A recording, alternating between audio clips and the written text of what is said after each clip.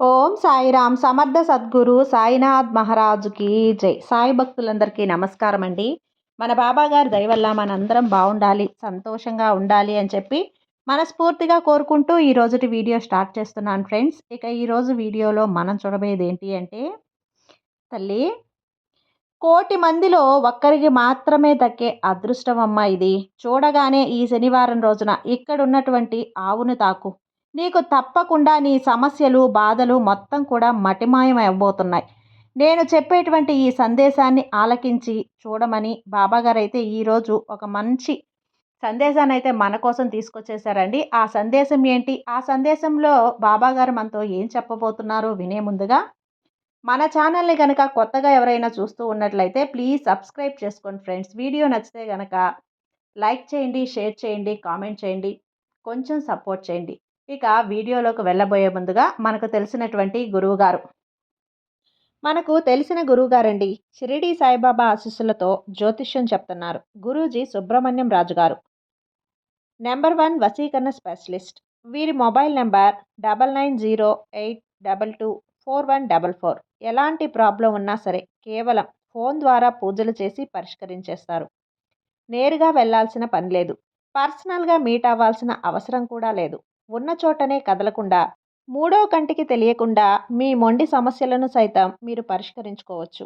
ప్రేమ, పెళ్లి, ఉద్యోగం, రాజకీయం, విదేశీ ప్రయాణం, ధనం నిలకడగా లేకపోవటం, భార్యాభర్తల మధ్య గొడవలు, ఆస్తి తగాదాలు, అప్పుల బాధలు, స్త్రీలు పురుషులు ఎటువంటి గుప్త సమస్యలున్నా సరే నెంబర్ 1 వశీకరణ స్పెషలిస్ట్. మీ మీద, మీ ఇంటి మీద చెడు ప్రయోగం జరిగినా చేసి ఉన్నా కూడా నరదృష్టి, నరగోష్ట, సంతాన సమస్యలు, భార్యాభర్తల మధ్య, లవర్స్ మధ్య అనుమానాలున్నా, అపార్థాలున్నా, థర్డ్ పర్సన్ ఉన్నా సరే, అత్తాకోడళ్ళ మధ్య సఖ్యత లేకపోయినా ప్రతి ఒక్క ప్రాబ్లంకి చక్కటి సొల్యూషన్ ఇస్తున్నారండి. మీ వివరాలన్నీ కూడా సేఫ్ అండ్ సెక్యూర్గా ఉంచుతారు. మీకే కాదు, దేశ విదేశాల్లో ఉన్నవారు ఎలాంటి ప్రాబ్లమ్స్నైనా సరే పరిష్కరించుకుంటున్నారు. ఎంతోమంది విదేశాల్లో ఉన్నటువంటి వారు, దిక్కుతోచని పరిస్థితుల్లో అయోమయ స్థితిలో ఉన్నవారు ఇప్పుడు గురువుగారికి కాల్ చేసి వాళ్ళ ప్రాబ్లమ్స్ని సాల్వ్ చేసుకొని ఈరోజు హ్యాపీగా లైఫ్ లీడ్ చేస్తూ చాలా సంతోషంగా ఉన్నారు. కాబట్టే స్క్రీన్ మీద ఉన్నటువంటి నెంబర్కి ఒక్కసారి కాల్ చేయండి. మీ ప్రాబ్లంని గురువుగారితో పంచుకోండి. ఖచ్చితంగా గురువుగారు మీ ప్రాబ్లంకి సొల్యూషన్ చూపిస్తారు. ఇక వీడియోలోకి వచ్చేస్తే, తల్లి నీ కోసమే వచ్చినటువంటి ఈ శుభవార్తను కాదనకుండా, దూరంగా వెళ్ళిపోకుండా నేను చెప్పినటువంటి ఈ సందేశాన్ని పూర్తిగా వినమ్మా, నీకు నచ్చుతుంది. ఒక్కసారి ఇందులో ఉన్న అర్థాన్ని నువ్వు తప్పకుండా తెలుసుకునే తీరాలి. ఎందుకు ఇలా నువ్వు ప్రతిదానికి కూడా భయపడిపోతున్నావు? అమ్మా, నీ కుటుంబంలోని వారు ఏదో జరిగిపోతుందని నువ్వు అలా ఏదో సరే ఎప్పుడు కూడా నీ ఎదుగుదలను ఆపాలని చెప్పి విపరీతంగా ప్రయత్నాలు మొదలుపెట్టారు. నువ్వు కొంచెం జాగ్రత్త అనేది ఈ మధ్యకాలంలో వహించాలి. నీకు ఏమాత్రం కూడా ప్రశాంతత అనేది లేకుండా ఈ మధ్యకాలంలో నీకు అయిపోయిందమ్మా. నువ్వు ఏదైనా సరే చాలా జాగ్రత్తగా ఆలోచించి నిర్ణయం తీసుకో. ఇప్పుడు నీకున్నటువంటి పరిస్థితుల్లో నువ్వు చాలా జాగ్రత్తగా ఉండాలి. ఎవరో ఏదో అంటున్నారని చెప్పి ఆ విషయాలను పట్టించుకొని బాధపడుతూ ఉంటే ఎలా చెప్పు? ఆ విషయాలను అస్సలు పట్టించుకోకుండా ఉండు. వారి గురించి, వీరి గురించి చేయాలనుకున్నది చేయలేకపోతూ ఉన్నావు కదా.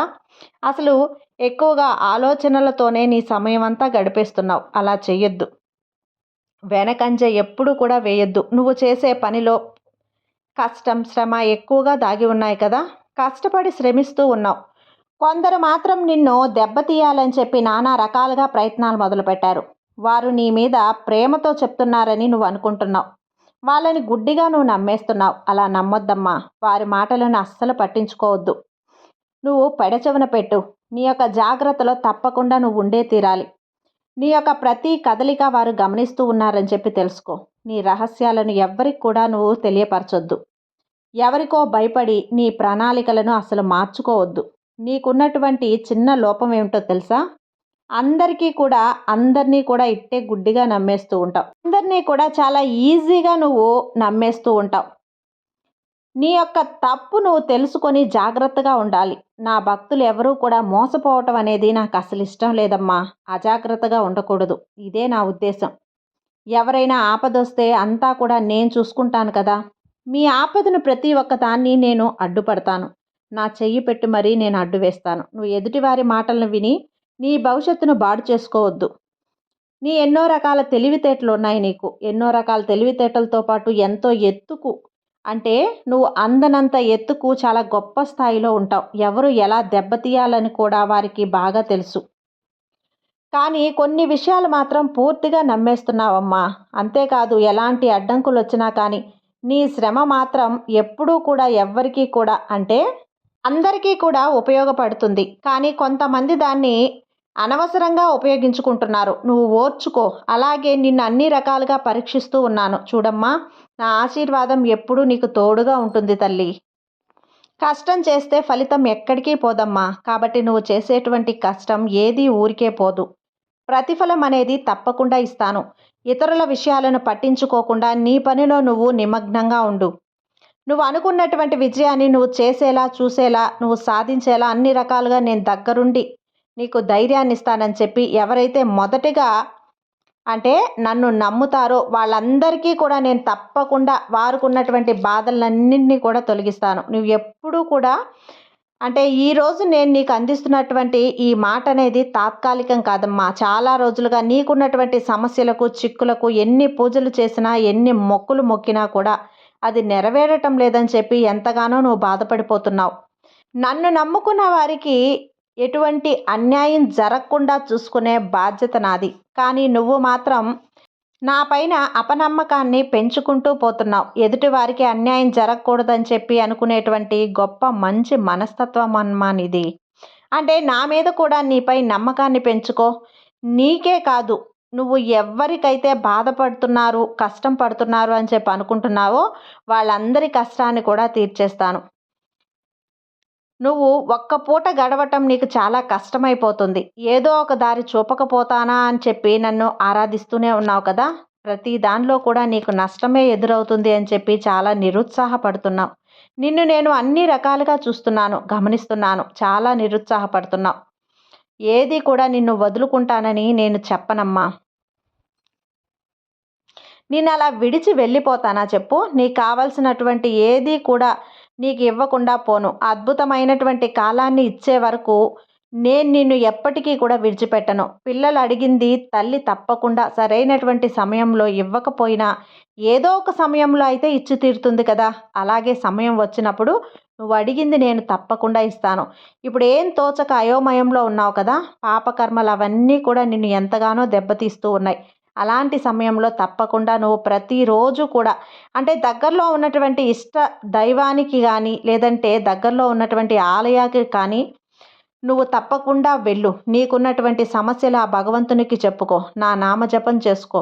నాకెన్నో పూజలు ప్రసాదాలు అవసరం లేదు. నాకు ఇష్టమైనటువంటి కొంచెం చిన్న బెల్లం ముక్కైనా పాయసమైనా పెట్టు. నేను పరవశించిపోతాను. నీ కుటుంబాన్ని మంచి వృద్ధిలోకి తీసుకొస్తాను. నాకు ఎలాంటి కానుకలు అవసరం లేదు. నాపై నమ్మకం ఉంచితే చాలు. నాపై విశ్వాసం ఉంచితే అంతకన్నా చాలమ్మా. నీ బాబా ఉన్నాడని మనస్ఫూర్తిగా నమ్మితే నిన్ను నేను నడిపిస్తూ మంచి దారిలో తీసుకెళ్తాను. ప్రతి విషయంలో కూడా నేను నీకు తోడుగా ఉంటాను. ఏ విషయాన్ని కూడా నువ్వు నాకు ఎప్పటికీ కూడా మర్చిపోవద్దమ్మా చెప్పడం కూడా. నువ్వు ప్రతిదానికి కూడా చింతించొద్దు, బాధపడొద్దు. ధైర్యంగా ముందుకు వెళ్ళు. నేను ఎప్పుడూ కూడా నా ఆశీర్వాదంతో నీ భవిష్యత్ అనేది బ్రహ్మాండంగా ఉండేలా చేస్తాను. ఇది నా బాధ్యత. నువ్వు ఏదైతే చెయ్యాలనుకుంటున్నావో అది నువ్వు తప్పకుండా చేసేయి. ఎందుకు నష్టం, కష్టం లేకుండా ఆదాయాన్ని తెచ్చిపెడితే నిన్ను మంచి స్థానంలో ఉంచే బాధ్యత నాది. నన్ను నమ్మిన వారు చెడిపోయినట్లు ఎక్కడైనా కానీ చరిత్ర అనేది ఉందా చెప్పు? లేదు కదా. నేనెప్పుడూ కూడా నీకు అండగా ఉంటాను. అదే నా బాధ్యత.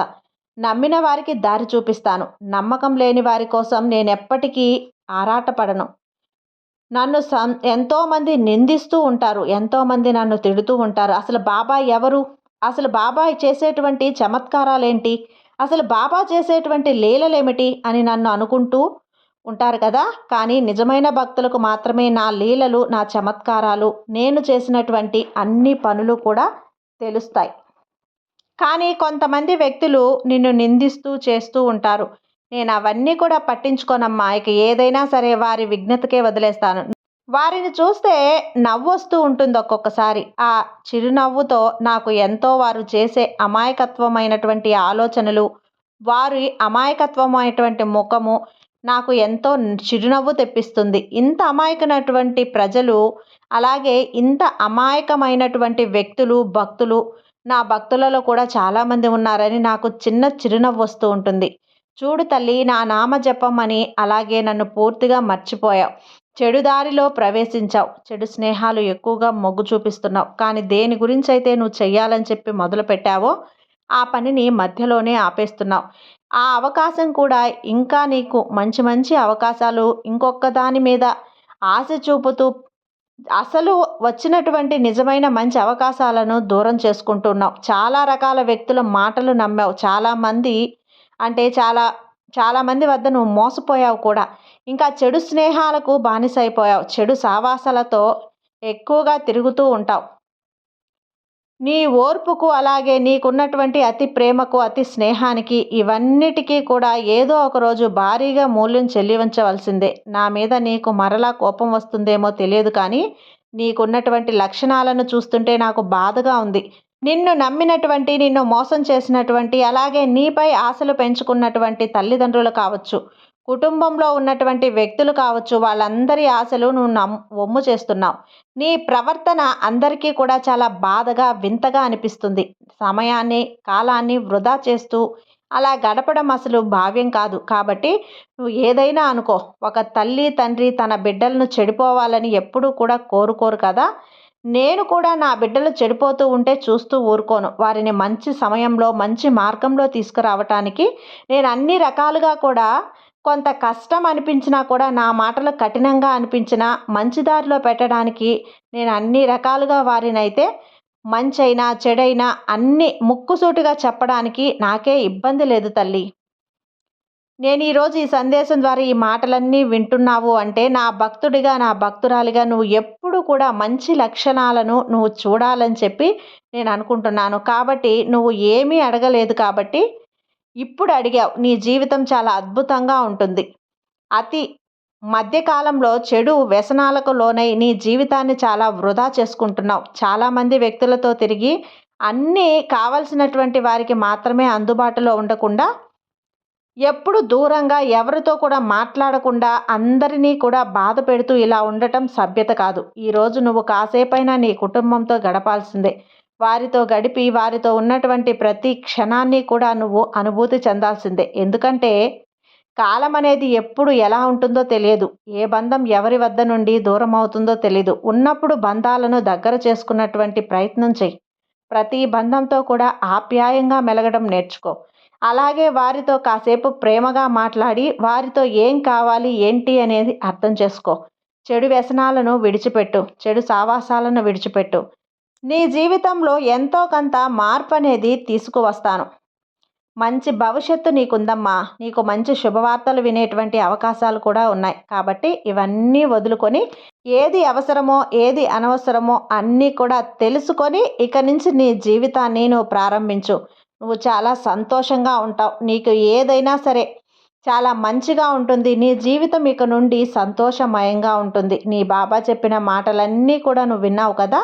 ఇక నుంచైనా సరే బాబా చెప్పిన మాటలను వినిపించుకొని నువ్వు ఆ దారిలో నడిచినటువంటే నీ జీవితం పూలబాటగా మారుతుందమ్మా. నీకు దక్కే అదృష్టం అనేది అంతా ఇంతా కాదు. ఎన్నో జన్మలెత్తినా కూడా దక్కనటువంటి అదృష్టాన్ని ఈ జన్మలోనే నువ్వు పొందుతావు.